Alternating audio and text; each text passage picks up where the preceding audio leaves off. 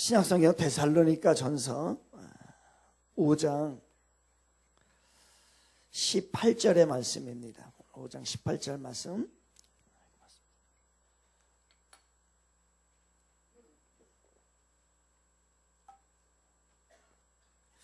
우리 다 하나님의 말씀을 경외하는 마음으로 자리에서 정중하게 일어나시겠습니다. 5장 18절 한 절 우리 크게 합독하겠습니다. 시작. 범사에 감사하라. 이것이 그리스도 예수 안에서 너희를 향하신 하나님의 뜻이니라. 다시 한번 시작. 범사에 감사하라. 이것이 그리스도 예수 안에서 너희를 향하신 하나님의 뜻이니라. 아멘. 앉으시면서 진짜 감사합니다. 감사합니다. 감사합니다. 인사하겠습니다. 감사합니다.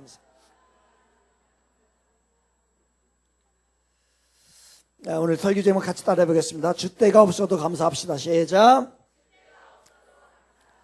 주대가 없어도 감사합시다.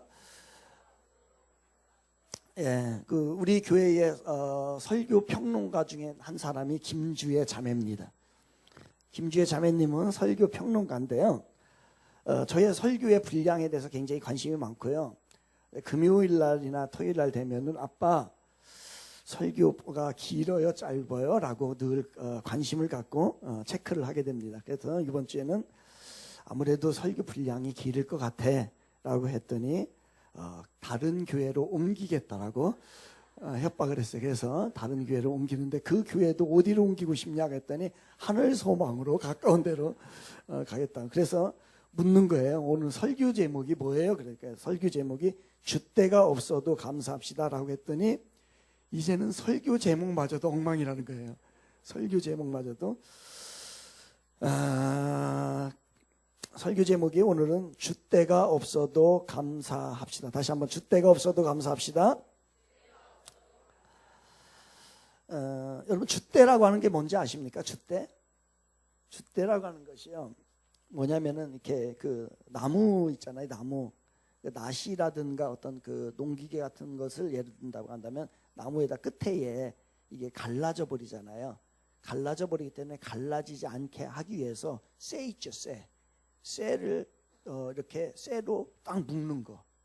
그거를 뭐냐면요, 휘감쇠라고 합니다. 휘감쇠. 이 쇠 이게 휘감쇠라고 그래요.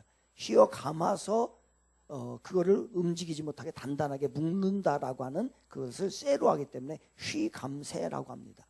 근데 이 휘감쇠는 많은 곳에서 쓰이게 되는데요. 특별히 이제 마차가 가잖아요. 마차가 있잖아요.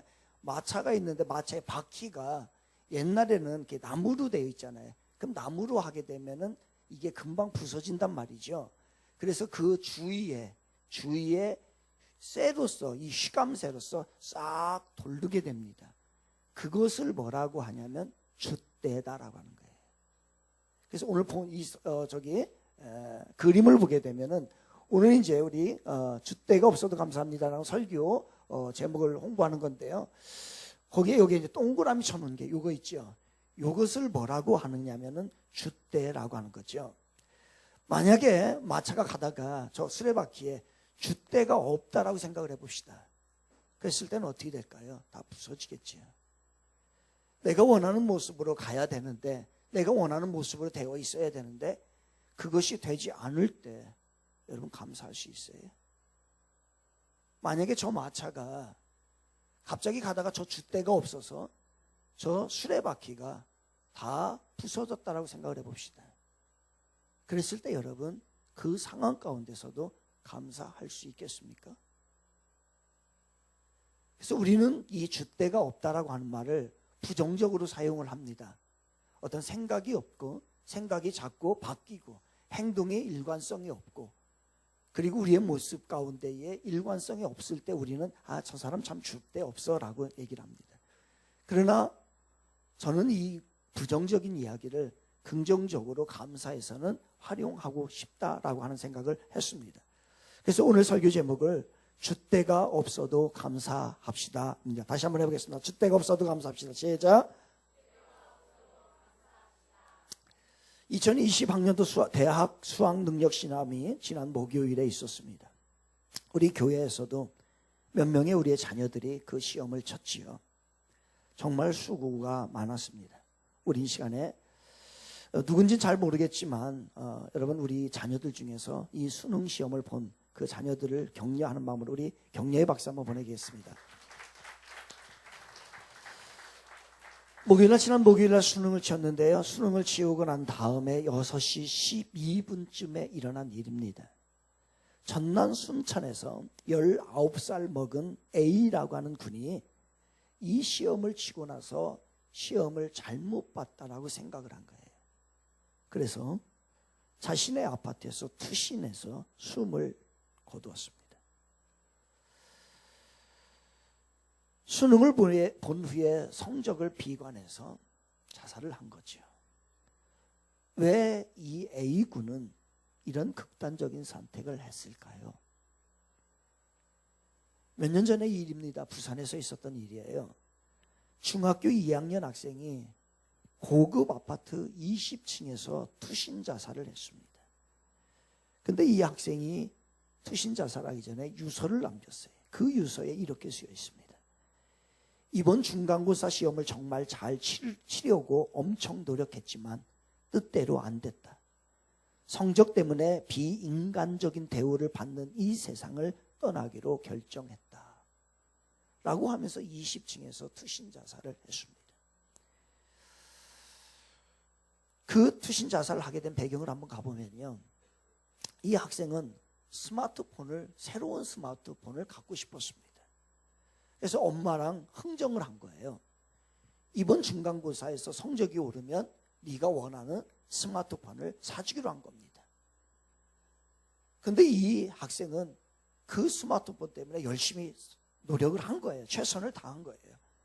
그런데 그 스마트폰을 받을 만한 성적을 얻지를 못했습니다.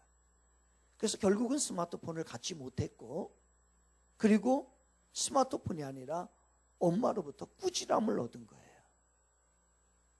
그래서 이 아이는 견딜 수가 없어서 극단적인 자살을 선택을 했습니다. 자살을 하면서 유언을 냈어요. 이 유언이 뭔지 아십니까? 아이팟을 함께 묻어주세요.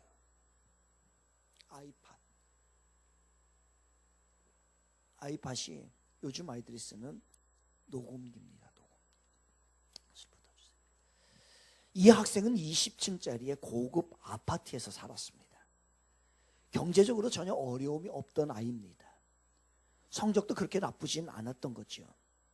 단지 자기가 원하는 지금 스마트폰 그 하나가 없었던 거예요. 이 학생의 문제점은 무엇이라고 여러분 생각을 하십니까? 이 학생이 극단적인 선택을 한 이유는 여러분 무엇이라고 생각을 하십니까?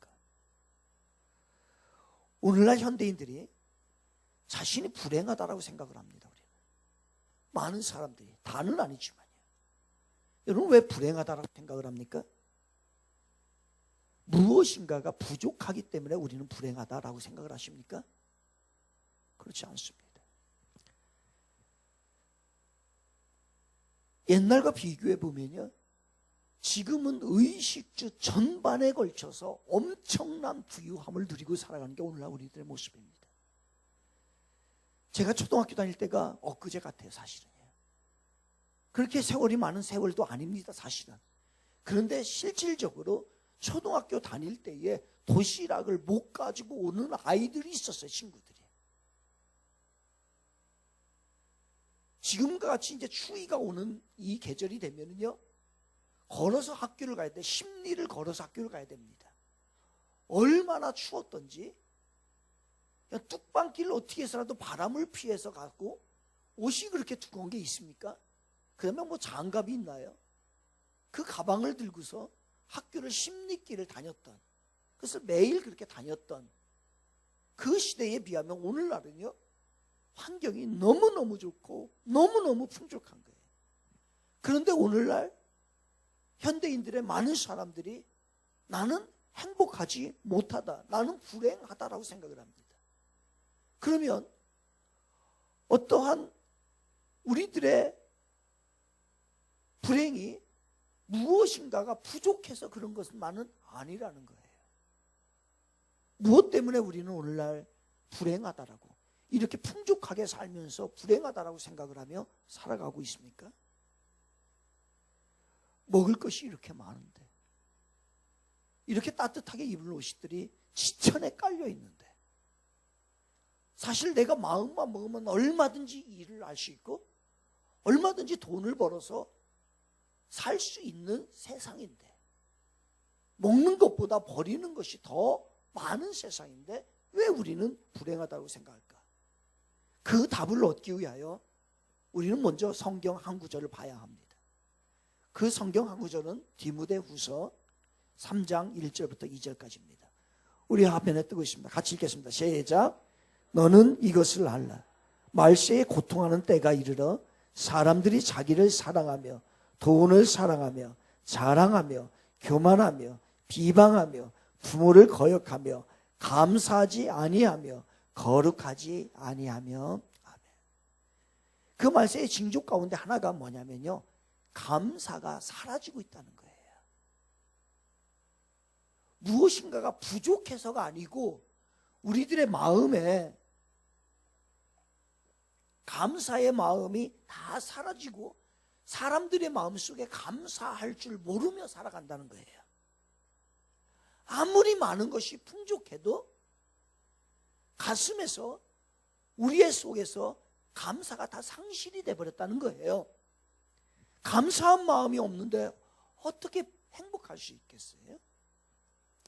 이것은 마치 사막 가운데서 물이 없이 사는 것과 똑같은 거예요. 우리 삶 가운데 감사가 없다고 하는 것은 절대로 감사 없이는 행복을 할 수가 없어요. 사막에서 물이 없이 사는 것과 똑같아요. 그만큼 감사는 우리의 삶 가운데 소중한 것이고 행복의 근원이 되는데, 이 시대가 가면 갈수록 더 풍족하면 풍족할수록 이제 우리들의 마음속에 뭐가 사라지냐면 감사의 마음이 사라진다는 거예요. 결국 그럼 우리는 불행해진다는 거죠. 20층 고급 아파트에 사는 이 중학생, 자살한 이유가 뭘까요? 뭐가 그렇게 부족하기 때문에, 뭐가 그렇게 충족이 안 되기 때문에 그렇게 그런 일을 결정을 해야 했을까요? 단지 이 학생은 스마트폰 하나가 부족했던 거예요. 집도 고급스럽고 성적도 그렇게 나쁘지 않고, 아마 이 아이가 스마트폰이 이게 처음이 아닐 거라는 거죠. 이미 있는데 또 다른 새로운 신형의 스마트폰, 그리고 그 방에, 그의 집에는 한 번도 써보지 않은 고급 물건들이 수두룩하게 쌓였을 겁니다. 그런데 그러한 모든 것들의 풍족함에 감사하지 못하고 단 하나, 내가 지금 가져야 되는 스마트폰 하나가 필요하다고 해서 그것을 얻지 못한다고 해서 극단적인 선택을 했던 거죠. 여러분, 우리는 감사의 수준을 좀 높이셔야 돼. 사실 이 부모도 문제, 자식이 여러분 건강하게만 사는 것도 여러분 엄청나게 감사한 일입니다. 우리 자녀들이요, 집에 나가서 자지 않고 매일 저녁에 들어와서 집에서 자는 것만 해도요, 여러분 진짜 감사한 일입니다. 딸 아이를 뒀는데 그 아이가 밤에 안 들어온다라고 생각해, 밤마다. 그런데 우리의 자녀들은 그래도 집으로 저녁마다 들어와. 이게 엄청나게 감사한 일이에요. 우리의 자녀들이, 사실 우리는 좀 욕심을 많이 내죠. 우리 자녀들이 믿음 생활을 더 하죠. 그런데 어떻게 보면 이것도 사치일 수 있어요. 우리의 자녀들이 이 교회에 나와 주는 것만으로도요, 어떻게 보면 엄청난 감사한 일입니다. 우리가 감사를 너무너무 잃어버리고 살아요. 오늘날의 우리들의 최고의 이슈는요, 경제 불황입니다. 어떻게 하면 경제를 탈출할까 고민하는 것이 우리들의 오늘의 모습이에요. 그러나 이것보다 진짜 시급한 일이 있어요. 그거는 우리 가슴에, 우리 마음에 잃어버린 사라진 감사를 회복하는 겁니다. 이거는요, 경제를 회복하는 것보다 엄청나게 더 시급하고 중요한 일이에요. 우리 크리스찬들도 감사를 자꾸 잃어버립니다. 그래서 하나님께서 감사 잊어버리지 말라는 거예요. 감사하며 살라는 거예요. 그래서 1년에 2차례 감사절기를 주시는 거예요. 상반기에는 맥주 감사절, 상반기에 보리 추수하고 난 다음에 상반기에 대해서 6개월간 살아온 거에 대해서 하나님 앞에 감사해라, 감사의 마음을 가져라. 그래서 맥주 감사절이 있는 거고, 또 이제 하반기에는 11월 셋째 주에는 추수 감사를 주셔가지고서 우리가 감사한 모습으로 하나님 앞에 나아가는 거예요. 그래서 이 절기를 통하여, 특별히 오늘은 추수 감사 주일입니다. 이 추수 감사를 절기를 통해서 여러분 잃어버린 감사가 회복되시기를 주님의 이름으로 축원을 드리겠습니다. 불평과 불만이 사라지고, 아멘. 나의 마음속에 원망이 다 사라지고, 그동안에 그 잃어버렸던, 멀리 도망나갔던, 외출했던 그 감사가 다시 돌아와서 내 마음에 풍성한 은혜의 삶을 살아가는 여러분 모두 되시기를 주님의 이름으로 다시 한번 축원을 드리겠습니다. 그러면 언제 감사해야 할까? 정말 진정한 감사는 뭘까? 고민을 하게 됩니다. 뭐가 감사할까? 뭐가 어떤가? 어떻게 감사를 해야 될까? 감사는 어떤 형편도, 어떤 조건도, 어떤 상황도, 나의 어떤 컨디션도 이것에 의해서 좌우되는 감사가 아니라 이 모든 것을 이겨나가는 감사가 진정한 감사인 거예요. 눈이 와도 감사, 비가 와도 감사, 아멘. 추워도 감사, 더워도 감사. 이 모든 것들이 우리가 감사할 이유들인 거예요. 어떤 조건에서도, 어떤 처지에서도, 어떤 형편에서도 감사할 수 있는 것, 이것이 진정한 감사라. 오늘 본문에서 범사에 감사라. 범사라는 것은 어떤 조건 따지지 말란 얘기예요. 조건이 좋으면 감사하고, 어떤 환경이 좋으면 감사하고, 컨디션이 좋을 땐 감사하고, 컨디션이 나쁘면 감사하지 않고, 이런 게 아니라는 거예요. 여러분, 기독교의 핵심 단어를 하나를 뽑으라고 한다면 여러분 뭘로 뽑겠습니까?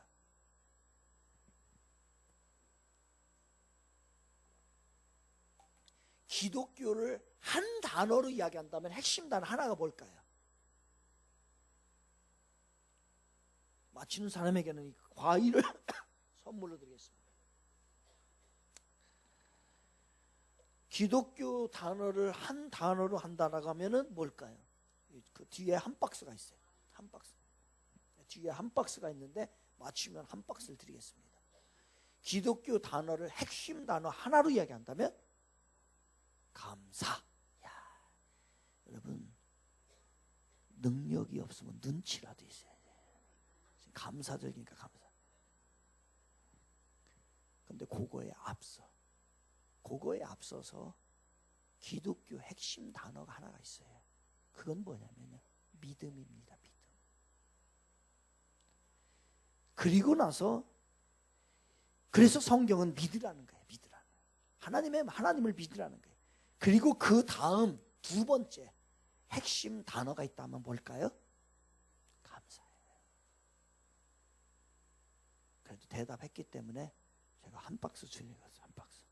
이따 여기 있는 거 한 박스 제가 드려요. 이게 두 가지 양날개예요. 그러니까 하나님께서 우리들에게 믿음을 주십니다. 이 믿음은 내가 얻을 수 있는 게 아니에요. 하나님이 주실 때에 우리가 얻을 수 있는 거예요. 그래서 우리는 믿음을 우리의 노력으로 얻을 수 있는 게 아닙니다. 하나님이 주셔야 돼요. 그럼 어떻게 하면 돼요, 여러분들? 믿음을 얻으려면 어떻게 하면 돼요? 죄송합니다. 저도 목이 상태가 안 좋아서.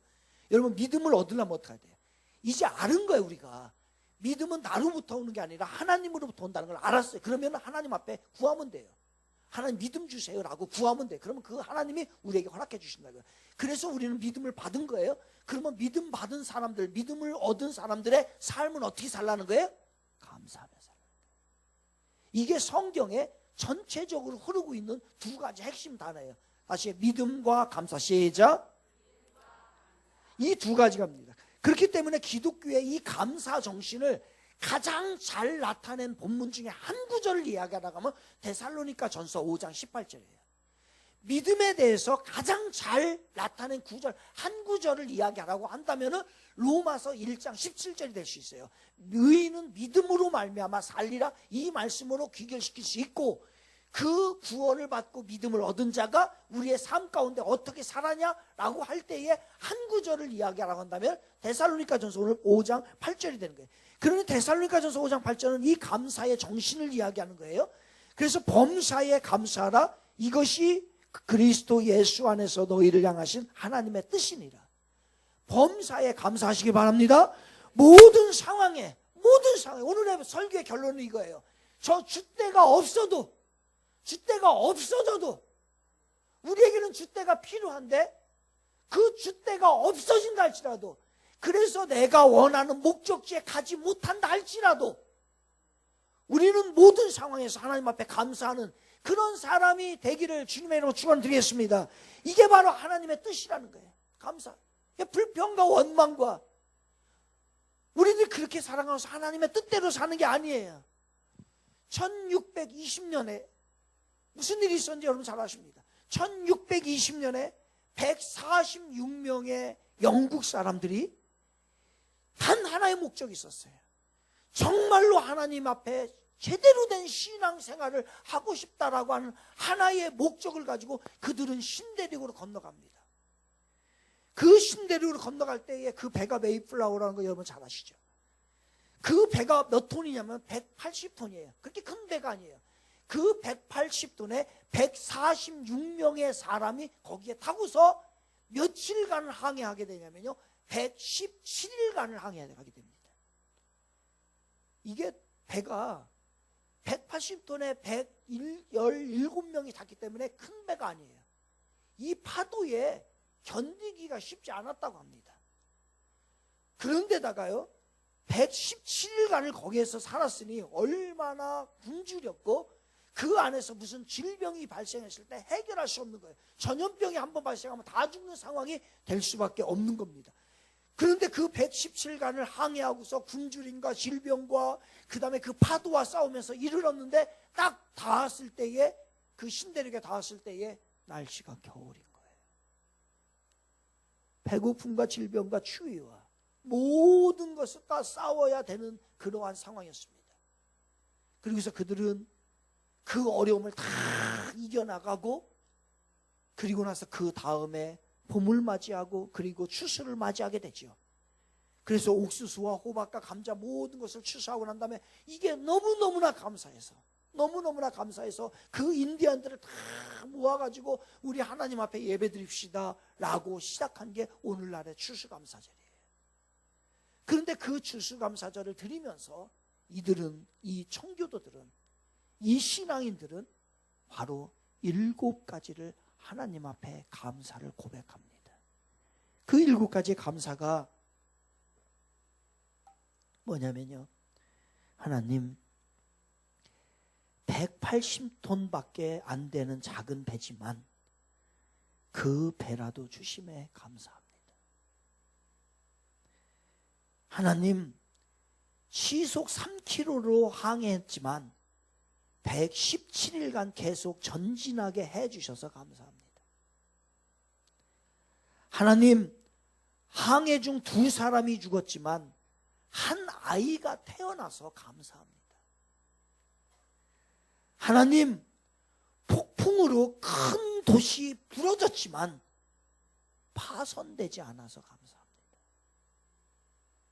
하나님, 여자들 몇 명이 경랑 속에 휩쓸렸지만 모두 구출됨에 감사를 드립니다.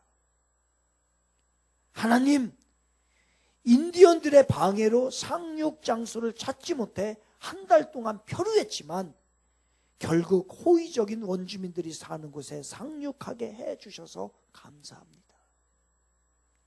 하나님, 고통스러운 3개월 반의 항해를 했지만 단 한 명도 돌아가자는 사람이 나오지 않게 해주심에 감사합니다. 앞에 다 부정적인 얘기예요. 그 부정적인 상황이에요, 다 앞에는. 그런데 그거를 뛰어넘어서 이들은요, 하나님 앞에 모두 감사하다는 거예요. 줏대가 없어도 감사하는 겁니다. 따라해 봅시다. 줏대가 없어도 감사합니다. 옆 사람에게 줏대가 없어도 감사합시다. 시작. 줏대가 없어도 감사합시다. 줏대가 없어요. 줏대 없이 감사하세요. 줏대 없이.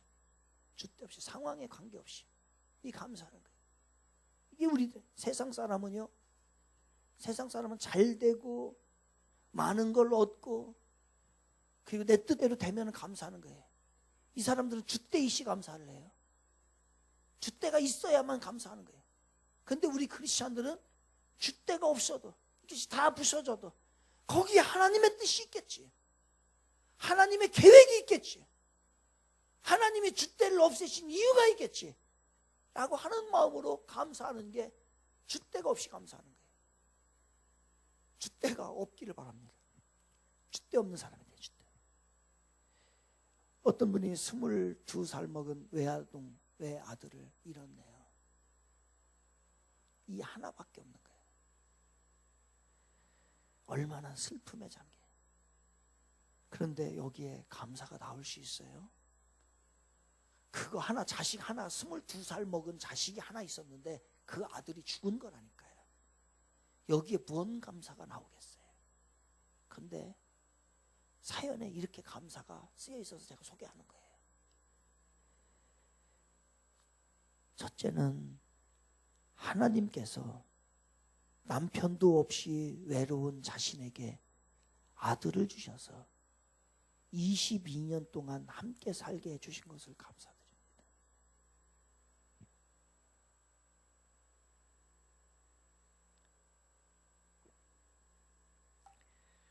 두 번째는 아들을 이름으로 해서 이제야 비로소 독생자를 주신 하나님의 사랑을 깨닫게 해주시니 감사합니다. 할 수 있겠습니까? 세 번째는 자신이 데리고 있는 것도 좋지만 더 좋은 곳인 천국에 있게 해주신 것을 감사합니다. 네 번째는 자기 것인 줄 알고 살았는데 하나님의 것임을 알게 해주신 것 감사합니다. 이게 22살 먹은 아들을 잃어버린 어머니가 감사를 적은 거예요. 우리는 나의 환경과 조건에 맞지 않으면 실망하고 불명, 불판 막 그냥 이루 말할 수 없이 막 바뀌어버립니다. 마귀가 돼버립니다. 그러나 환경 조건이 결정하는 거 아니잖아요. 우리 마음속에 감사가 있으면 감사한 삶이 나옵니다. 마음속에 감사가 없으면 감사한 마음이 안 나와요. 삶이 안 돼요. 행복할 수가 없어요. 그래서 정신의학자 칼 매닝거는 이런 말을 했어요. 태도는 사실보다 중요하다. 태도. 어떠한 사실 그 자체보다도 그 사실을 어떠한 태도로 받아들이냐, 어떻게 해석하느냐가 중요하다는 거예요. 똑같은 상황이 펼쳐져도 어떤 사람은 그것으로 인하여서 불만하기도 하고 어떤 사람은 그것으로 인하여서 감사하며 살기도 한다는 거예요. 그러니 우리의 삶을 어떻게 해석하느냐, 이 태도가 중요한 겁니다. 여러분 잘 아는 예와 어떤 사람이 두 아들 뒀어요. 한 사람은 우산장수, 한 사람은 집신장수. 이 사람은 맨날 울며 맨날 불평불만하고 있는 거예요. 비가 오는 날에는 집신장사 아들 때문에 걱정하고, 그 다음에 해가 쨍쨍 찌는 날에는 우산이 안 빨릴까 봐 고민하고, 그러니 하루도 행복한 날이 없고 하루도 감사한 날이 없는 거예요. 그걸 지켜보던 옆에 사람이 얘기해 주는 거예요. 여보시오, 생각을 바꿔. 생각을. 쨍쨍 찌는 날에는 집신 잘 팔리겠네. 그러니 그것 때문에 감사하고, 비가 오면 우리 큰아들이 우산 장사하니까 우산 많이 팔리겠네 라고 감사하면 365일 감사한 일인데, 당신은 해석을 잘못하고 마음 생각을 바꾸지 못하니까 365일 불행한 거예요. 여러분 어떤 이는 같은 조건이에요. 같은 조건에서 어떤 사람은 365일 행복할 수 있고 어떤 사람은요 365일 얼굴만 봐도 짜증이 나는 사람이 있어요. 이게 왜 그러냐면요 바로 그 사람의 태도, 애티튜드예요. 이 태도, 그 상황을 보는 해석을 어떻게 하느냐에 따라서 다른 거예요. 그래서 우리가 해석을 잘하는 거예요. 해석을 마음가짐에. 그러면 언제 이제 우리가 이제 감사해야 된다. 언제 감사하시겠습니까? 따라해 봅시다. 형통할 때 감사하자. 시작. 여러분 모든 일이 잘 되면 감사해야 안 해요. 그런데 이렇게 해도 될 것 같은데 이 사람들이 또 안 하네. 사실 일이 잘 되면은 감사할 일인데요. 일이 잘 되면 감사하는 게 아니라 교만해져요. 이게 딜레마, 이게 딜레마. 하나님이 왜 축복을 안 주는 줄 알겠어요. 어떤 때는요. 저 사람에게 축복을 줬다가는 하는 행동 봐서는 이제 교만이 아주 그냥 들어갈 것 같아가지고서 하나님이 축복을 못 주는 거예요. 그래서 우리는 모든 일이 잘 되면 여러분 하나님 앞에 감사하시길 바랍니다. 그 감사에 적이 잘 될 때의 적이 바로 교만이에요. 그래서 하나님 앞에 감사해야 되는데 어느 순간에 가보면 하나님 무시해버려요. 자기가 잘나서 그만큼 된 줄 알고 있는 거예요. 이것에 대해서 하나님께서는 경고합니다. 신명기 8장 12절과 14절 우리 같이 읽겠습니다. 시작. 내가 먹어서 배부르고 아름다운 집을 짓고 거주하게 되며 내 소와 양이 번성하며 내 은금이 증식되며 내 소유가 다 풍성하게 될 때에 내 마음이 교만하여 내 하나님 여호와를 잊어버릴까 염려하노라. 여호와는 너를 애굽 땅 종되었던 집에서 이끌어내시고. 이게 하나님 걱정이에요. 하나님 이것 때문에 걱정해요. 여러분들에게 잘 되기를 원하고 여러분의 축복을 주시기를 원하는데 분명히 하나님께서 여러분에게 축복을 주시면 그것 때문에 교만하고 신앙 버리고 하나님 무시하고 하나님 없다 한다는 거예요. 수두룩히 봤어요. 수두룩히. 그래서 제가 이게 하나님의 마음을 좀 이해하겠어요. 실질적으로 그래. 실질적으로. 저 사람이 잘 됐으면 정말로 좋겠어. 걱정이 생겨. 걱정이. 잘 돼가지고서 이 교만해가지고서 하나님 무시하고 신앙 버리고 너무 바빠져가지고서 이제 하나님 앞에 예배도 안 드리고 그럴 여지가 소탄이 충분히 있는 사람도 있어요. 야, 아니구나. 형통할수록 겸손하게 하나님의 은혜에 감사하기를 주님의 이름으로 부탁을 드립니다. 그게 성숙한 거예요. 잘 되면 더 나와야지. 더 하나님 앞에 감사해야지. 시편 49편 20절 이런 사람들에 대해서 뭐라고 표현하냐면 시편 49장 20절입니다. 시작. 존귀하나 깨닫지 못하는 사람은 멸망하는 뭐 같다고요? 이렇게 표현해요. 그걸 깨닫지 못하는 사람은 형통함의 원인이 어디 있고 하나님의 축복의 원인이 어디 있는지를 깨닫지 못하고 하나님 무시하고 방자히 행하는 사람은 뭐 같다고요? 야, 이렇게 얘기하네. 심슨 같아, 심슨. 형통할 때 교만하면 반드시 망합니다. 그래서 감사하시길 바랍니다. 조심해야 돼요. 잠언 16장 18절입니다. 시작. 교만은 잠언 18장 16장 18절 가겠습니다. 안 나와요? 제가 읽어드릴게요. 교만은 패망의 선봉이요 거만한 마음은 넘어짐의 앞잡이니라. 형통할 때 하나님 앞에 감사하시기 바랍니다. 잘 될 때. 또 고난의 때에도 하나님 앞에 좀 감사하세요. 어려운 일이 있을 때.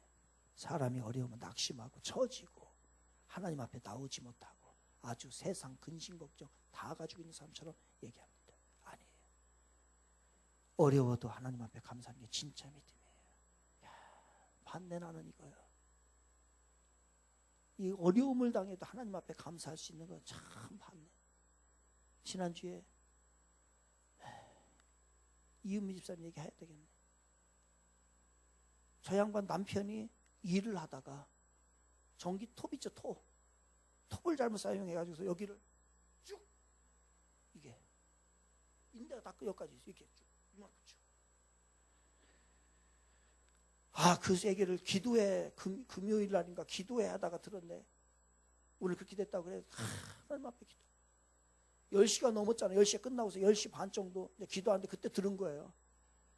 아, 이거 가봐야 되나 말아야 되나. 그래서 누구 없나 그랬더니 권범이가 여기서 막 기도하고 있는 거 앞에서 고개 푹 숙이고 기도하고 있는 거예요. 그래서 권범이 기도하는 놈을 깨웠네. 깨웠는데 이놈이 아빠 걱정 안 하고 얼마나 울었던지 눈물이 줄줄 흘러고 콧물이 줄줄 흘러가지고서 손톱 꺼내가지고 딱 아빠 어떠니 그랬더니 괜찮아요? 아빠 목사님이 지금 10시 반인데 너무 늦었지? 목사님이 한번 가보면 안 될까 집에? 아빠 이제 보고 싶은데 어떤 상황인데 했더니 지금 괜찮다는 거예요. 걱정이 됐어요. 그 다음 날 이제 이은미 집사님, 제 아내가 이제 이은미 집사님한테 전화를 한 거예요. 상황이 어떠냐고. 했더니 전화해가지고 어떤 받아 이은미 집사님. 아, 남편 어떠냐고. 괜찮아요? 많이 안 다쳤어요? 인대가 끊어졌어요? 이게 진짜예요? 인대 끊어. 그래도 괜찮아요? 하나님께 감사해요? 이 정도 다친 거 감사해요? 목사님 아무 걱정 안 하셔도 돼요? 기도만 해주세요? 이렇게 하는 거예요. 그 기운찬 목소리. 여러분 알죠? 제가 이렇게 표현을 잘못해서 저 양반 얼굴 보면 이 표현이 딱 나오는 거 아니죠? 괜찮아요. 정말 그래요. 아, 걱정이 돼가지고 그 다음날 이제 수술하고 이제 수술하고 난 다음에 이제 그 저녁에 이제 갔네. 그 남편한테 병원에 가가지고 있더니 그 만나서 권범이 아빠를 만났더니 아유 어떠시냐 했더니 톱이요? 톱이 쑥 들어가시오. 이게 쑥 들어온 거 이게. 아, 그랬더니 그런데 통증이 없었대 진짜. 이 통증이 없었는지 뭐였는지 통증이 하나도 없었시오. 팔이 안 잘린 게 다행이에요. 그 피는 난 거예요? 피도 안 났죠. 이 피도 잘 안 나. 괜찮아요. 목사님 바쁘신데 왜 와시오? 아, 왜 바쁜데 왜 오다니? 그래. 자기는 지금 여기서 너무 좋대. 잘 먹고 잘 살고.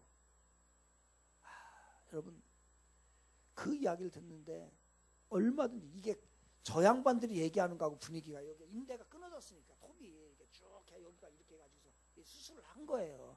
을지병원 갔을 때 이 수술이 될까 안 될까도 잘 몰라가지고 이 손 전문 병원으로 가서 그 금요일 날 있었던 것이 월요일 날 수술한 거 이틀인가 지나고 난 다음에요. 쉬운 일이 아니죠. 들으면서 부창부수다. 부창부수 알죠? 남편이 노래 부르면 부인이 따라 부르는 거예요. 부창 감사.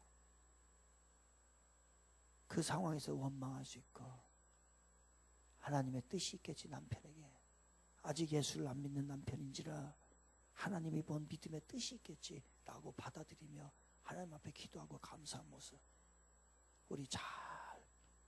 우리 권범이 아빠 일어나라고. 그래서 성탄 들 때 오는 걸로 약속했었잖아. 성탄 예배 오신다고 약속을 했어요. 그래서 우리 꼭 나오셔서 우리 권범 아빠 잘 회복되도록. 우리 보이진 않지만 우리 경례의 박수 한번 보낼까요?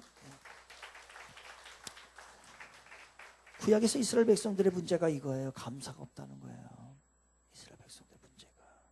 그래서 하나님이 계속 얘기하는 거예요. 아주 싫어하는 거예요. 하나님이. 그 원망하고 하나님의 주권 인정 안 하는 거거든요. 그래서 이스라엘 백성들이 하나님이 그들에게 진노를 내릴 수밖에 없었던 이유는요. 이 감사가 다 사라졌기 때문에. 그리고 여러분 우리들 형통할 때 감사하고 고난의 때도 감사하고. 그런데 이거보다 진짜 더 어려운 게 있어요. 여러분 그게 뭔지 아십니까? 그래 고난의 때 감사하는 건 많이 들었기 때문에 아시죠? 그런데 일상생활에서 감사하는 건 이건 어려워요. 늘 잃어버려요. 오히려 보면 형통할 때 감사하는 거, 고난의 때 감사하는 것보다도 더 어려운 게 일상의 감사예요. 이거를 주신 거, 이렇게 살게 한 거, 이게 얼마나 감사한지. 금요일 날 오전에 이제 아침에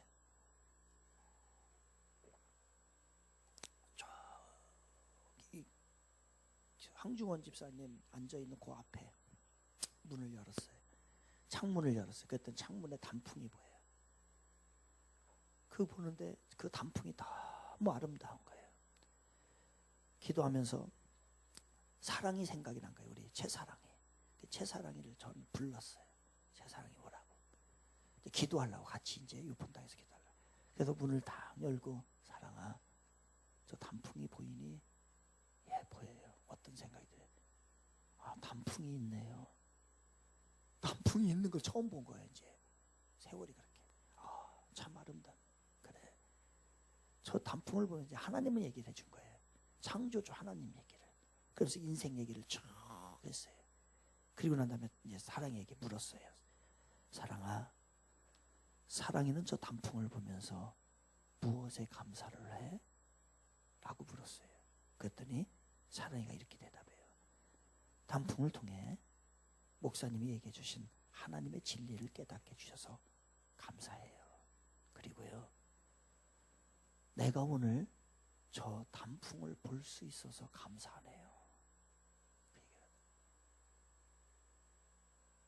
사실 이게 엄청나게 감사한 일입니다. 우리가 오늘 이렇게 예배드리고 이 자리에 와서 하나님 앞에 생명으로 호흡할 수 있다는 것, 그리고 이런 환경을 주신 것, 특별히 우리는 대한민국의 국민인 것, 이 자리에 앉아 있는 것, 하나님 앞에 모든 일상이 다 감사한 일이에요. 그런데 우리는 이런 것에 대해서 감사하지 못해요. 우리는 매주 나올 때마다 하나님 앞에 감사 헌금들에 대해 사실은요, 다 감사해요. 특별한 이벤트가 발생하지 않더라도 하나님 앞에 감사해야 돼요. 새끼 밥 잘 먹는 거, 잠 잘 자는 거, 걸을 수 있는 거, 오늘 이렇게 볼 수 있는 거, 이 가을을 만끽하는 거, 이 모든 것이요 일상을 통해서 감사한 일입니다. 그래서 감사를 하라는 거예요. 그런데 안 돼요. 이게 범사에 감사하는 일이 가능해요, 불가능해요? 제가 보기에는 불가능해요. 고난이 왔을 때 감사하는 거 쉽지 않습니다. 일상을 통해서 감사하는 거 쉽지 않아요. 형통한 날에도 우리는 교만합니다. 감사가 불가능하다. 불가능해요. 우리가 항상 감사하는 건 불가능해요. 그런데 성경에서는 항상 감사하고 범사에 감사하라고 써놨어요. 그러면 이게 우리가 지킬 수 없는 일을, 할 수 없는 일을 성경에서 우리 하나님 우리에게 주셨을까? 아니라는 얘기예요. 감사할 수 있다는 얘기예요. 언제? 조건이 있어요. 감사할 수 있는 조건이 있어요. 범사에 감사할 수 있는 것. 그거는 여러분이, 우리가 예수님을 만나면 가능합니다. 예수님을 안 만나면 불가능해요. 예수님을 만나면, 예수를 믿으면 이 죄인이 구원을 받게 되는 것이고, 이 죄인이 죽어도 천국 가는 것이고, 하나님의 뜻과 하나님의 계획을 아는 자이기 때문에 그 어려움 가운데서도 우리는 감사할 수 있는 거예요.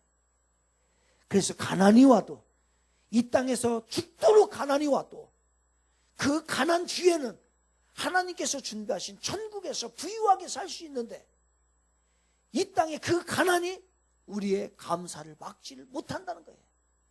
죽을 질병이 있다 할지라도 이 세상으로 끝나면 우리는 감사를 못합니다.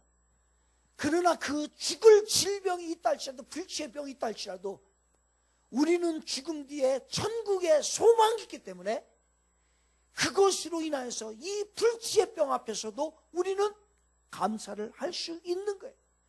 예수 그리스도의 십자가의 사랑이 이 죄인들을 구원해 주셨고, 이 죄인들을 버리지 않을 것을 영원히 믿기 때문에 우리는 아무리 어려워도, 이 땅에 가진 것이 아무리 없어도, 아니 모든 것이 다 망한다 할지라도, 줏대가 없다 할지라도 우리는 감사할 수 있는 거예요. 왜? 예수님 때문에. 그래서 하나님께서는 범사에 감사하라라고 말씀을 해 주신 것입니다. 이 예수 그리스도가 우리에게 소망이 없다고 한다면 우리는 형편에 따라서 감사할 수밖에 없는 거예요. 그러니 예수가 우리의 소망인 것입니다. 예수를 잘 믿으시기 바랍니다. 예수가 우리의 구원자시고요, 예수님 때문에 오늘도 우리는 감사할 수 있는 거예요. 그러니 어렵고 힘들다고 불평하고 불만하고 원망하는 일보다는 하나님 앞에 늘 감사하시기를 바랍니다. 감사는 신앙의 꽃입니다. 신앙의 꽃이. 그래서 줏대가 없어도 감사하는 사랑하는 우리 성도님들 모두 되시기를 주님의 이름으로 축원을 드리겠습니다. 아멘. 영상 보겠습니다.